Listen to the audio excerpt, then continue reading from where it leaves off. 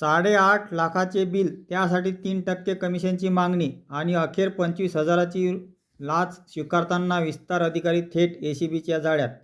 बुलढाणा जिल्ह्यातील जळगाव जामोद पंचायत समितीतील या कारवाईने संपूर्ण जिल्ह्यात मोठी खळबळ उडाली आहे. बुलढाणा जिल्ह्यातील जळगाव जामोद पंचायत समितीमध्ये कार्यरत असलेले विस्तार अधिकारी संदीप मोरे यांना 25,000 रुपयाची लाच स्वीकारताना अमरावती लाचलुचपत प्रतिबंधक विभागाने रंगेहात पकडले आहे.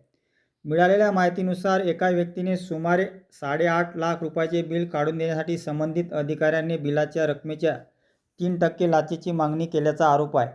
या संबंधित व्यक्तीने थेट लाचलुचपत प्रतिबंधक विभाग तक्रार केली. तक्रारीची पडताळणी झाल्यानंतर एसीबीच्या पथकाने जळगाव जामोद पंचायत समिती कार्यालयात सापळा रचला.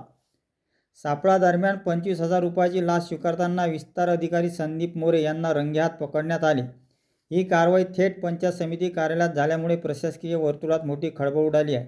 या घटनेनंतर शासकीय कामासाठी कमिशनची मागणी केली जाते का, असा प्रश्न नागरिकांकडून उपस्थित केला जात आहे.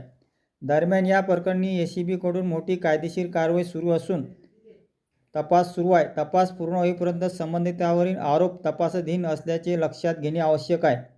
या प्रकरणाबाबत तुमचे मत काय? शासकीय कार्यालयातील भ्रष्टाचारावर कडक कारवाई व्हायला हवी का? तुमचे मत कॉमेंटमध्ये नक्की लिहा.